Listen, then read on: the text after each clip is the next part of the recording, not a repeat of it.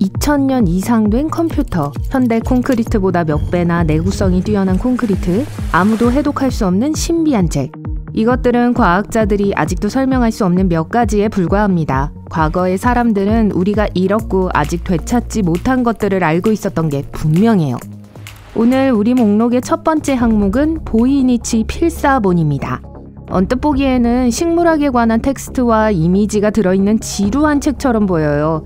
하지만 자세히 보면 몇 가지 특별한 세부사항이 눈에 띕니다. 우선 거기에 쓰인 한 단어도 이해할 수가 없어요. 구글 번역을 시도해볼 생각은 하지도 마세요. 소용없어요. 15세기에 쓰인 것으로 추정되지만 어떤 고대 언어도 아닙니다. 이 고문서는 알 수 없는 언어로 작성되어 있으며 일부 과학자들은 심지어 그 언어를 보이니치어라고 부릅니다. 이 손으로 쓴 책에 대해서는 많은 논쟁이 있어요. 어떤 사람들은 그것이 암호이고 우리가 그것을 해독할 수 있다고 믿습니다. 어떤 사람들은 그것이 인공 언어라고 확신합니다. 암호학자들은 심지어 유럽 보이니치 알파벳을 만들기도 했지만 별로 도움이 되지 않았어요. 이 책의 사파는 과학자들이 원고를 논리적인 부분으로 나누는데 도움을 주었습니다. 약초학, 천문학, 온천학, 우주학, 약학, 그리고 요리법 섹션이 있어요. 약초 섹션에서는 다양한 식물을 볼 수 있습니다. 하지만 모든 이미지가 모호해요. 어떤 식물도 확인되지 않았어요. 친숙해 보이지만 우리가 알고 있는 것과는 다릅니다.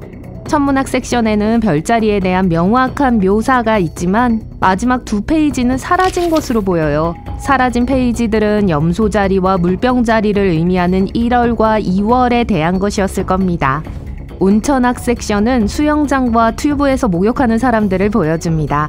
우주학 섹션에는 여러 번 접힌 부분이 있는데 그중 하나는 6페이지에 달할 정도로 커요. 하지만 원형 디자인이 대부분이기 때문에 이 섹션에서 이미지를 분류하는 건 꽤 어려웠습니다. 약학 부분에도 식물 이미지가 있는데 제약 용기와 매우 흡사한 용기들이 있기 때문에 그렇게 분류됐어요. 요리법 섹션이 가장 신비롭게 보입니다. 왼쪽 여백에 별이 표시된 섹션으로 분할된 텍스트가 있어요. 맛있는 팬케이크 요리법이 있을까요? 그 이름 때문에 그것을 쓴 사람의 이름이 보이니치라고 잘못 생각할 수도 있습니다. 하지만 실제로 이 이름은 윌프리드 보이니치의 이름을 따서 지어졌어요. 그는 1912년에 책을 다시 산 폴란드의 책 상인이었어요. 오늘날 우리는 보이니치 필사본이 240페이지에 달한다는 걸 알고 있습니다. 하지만 이전에는 페이지가 더 많았었다는 증거가 있어요. 거의 모든 페이지에 그런 다채로운 이미지가 있습니다. 과학자들은 원고에서 28페이지가 빠졌다고 주장합니다. 여러분이 수수께끼에 관심이 있다면 한번 해독해보세요. 원본은 예일의 베이티키 도서관 컬렉션에 보관되어 있지만 온라인으로 복사본을 주문해서 시도해볼 수 있어요. 돈을 쓰고 싶지 않으시다고요?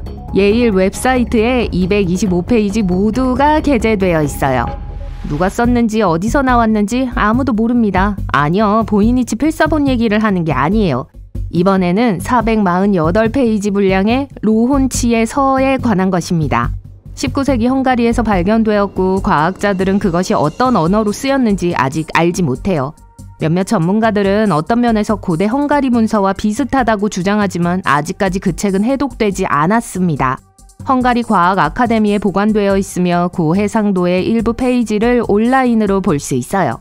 책을 직접 연구하고 싶은 사람은 누구든 특별 허가를 받아야 합니다. 보이니치 필사본이 훨씬 더 이해가 쉬울 것 같다고요? 그건 아마 그림 때문일 거예요. 로운치의 서에도 몇 가지 그림이 있지만 그렇게 화려하지는 않습니다. 우리는 여전히 고대 이집트인들이 어떻게 피라미드를 지었는지에 대해 아무것도 모릅니다. 그 시기에 쓰인 기록은 없고 과학자들은 이집트인들이 고의로 피라미드를 지었다고 확신해요. 최근의 고고학적 발견은 어떻게 거대한 바위 덩어리들을 그렇게 먼 거리까지 끌고 갔는지에 대해 약간의 이해를 도와줄지도 몰라요.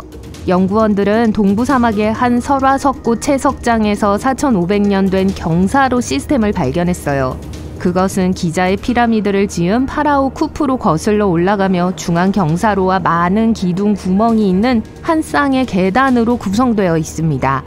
고대 이집트인들은 큰 석고덩어리를 썰매로 끌었어요. 나무 기둥에 밧줄을 묶어서 매우 가파른 경사면을 따라 채석장에서 썰매를 끌어낼 수 있었습니다.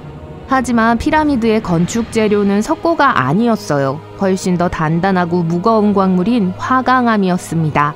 그리고 이 놀라운 경사로 시스템의 발견은 고대인들이 어떻게 피라미드의 훨씬 가파른 경사면을 따라 이 거대한 바위를 끌어올릴 수 있었는지를 설명해 주진 않습니다. 옛날 고대 로마의 연장자 플린이라는 학자가 있었습니다. 그는 소위 로마 콘크리트라고 불리는 것을 묘사한 최초의 사람 중 한 명이었어요. 로마인들은 판테온을 포함한 많은 구조물을 짓는데 이 콘크리트를 사용했죠. 로마 콘크리트는 화산재와 석회를 3대 1로 혼합해 만들었다고 해요. 하지만 평범한 화산재가 아니었습니다. 로마인들은 현대도시 포줄리가 있는 곳에서 발견된 화산재가 가장 좋다고 믿었기 때문에 바로 그것을 사용했어요. 현대의 콘크리트보다 더 나은 건 없을 것처럼 보이지만 고대 로마의 콘크리트는 꽤 멋진 특징을 가지고 있어요. 바닷물의 영향을 받으면 더 강해져요. 그래서 기술적으로 이 콘크리트는 물속에서 다양한 구조물을 만드는 데 사용될 수 있습니다. 전문가들은 현대 콘크리트의 수명이 약 50년이라고 생각합니다. 하지만 소금물은 콘크리트가 훨씬 더 빨리 닳게 해요. 한 가지 멋진 특징이 또 있어요. 고대의 콘크리트는 현대의 콘크리트보다 훨씬 더 환경 친화적입니다. 이제 고대 기술을 부활시킬 때가 된 것 같아요. 또 하나의 미스테리를 알아볼 준비가 됐나요? 여기 있어요. 안티키테라 메커니즘은 최초의 맥북 프로토타입이에요. 농담입니다. 그것이 발견된 장소의 이름을 땄어요. 그리스 해안에서 떨어진 안티키테라라고 불리는 작은 섬이죠. 잠수부들이 예기치 않게 골동품 잔해를 발견한 건 1901년이었습니다. 해면을 찾고 있었는데 다른 잔해들과 마찬가지로 다양한 조각들로 가득 차 있었습니다. 하지만 놀라운 것이 있었어요.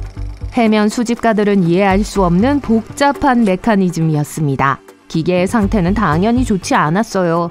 노트북이 물속에서 몇천 년을 보냈다면 어떤 모습일지 상상해보세요. 그럼에도 불구하고 그 복잡성은 과학자들을 당황하게 만들었어요. 그것이 고대의 컴퓨터일 수도 있다는 가설이 있었지만 이치에 맞지 않았기 때문에 무시됐죠. 그러다가 약 70년 후에 다른 학자들도 비슷한 결론에 도달했습니다. 결국 과학자들은 결정을 내렸어요. 이 메커니즘은 천체의 시간을 계산하고 추적했어요. 그것을 만든 사람들은 분명히 시대를 훨씬 앞서가고 있었습니다. 연구원들이 2021년에 그 장치를 재현하려고 했을 때 그것이 얼마나 많은 걸 할 수 있는지에 당황했어요. 여전히 누가 어떻게 그것을 만들었는지에 대한 의문은 오늘날까지 남아 있습니다. 여기 보너스 정보가 있어요. 코덱스 세라피누스입니다. 이 페이지들을 보세요. 보이니치 필사본과 비슷한 스타일을 가지고 있는 것 같아요. 하지만 훨씬 최근에 만들어졌어요. 이 책은 1981년에 처음 출판되어서 40년 정도밖에 되지 않았습니다. 이 책은 1976년과 1978년 사이에 만들어졌지만 그 360페이지를 다 읽지 못할 거예요. 그 이유는 간단해요. 이 책은 상상의 언어로 쓰였어요. 책 자체가 상상의 세계에 대한 사파가 들어있는 백과사전입니다. 보이니치 필사본처럼 몇 개의 섹션으로 이루어져 있어요. 저자인 루이지 세라피니는 백과사전을 11개의 큰 장으로 나누었습니다. 저자는 자신의 책의 내용 뒤에는 숨겨진 것이 없다고 주장해요. 게다가 그는 아직 책을 읽을 수는 없지만 이미지를 이해하는 아이들이 느끼는 감정을 어른들에게 보여주기 위해서 무의미한 단어들로 실험했다고 말했습니다. 여러분도 경험하고 싶으시다면 이 코덱스의 사본을 온라인에서 언제든지 얻을 수 있어요.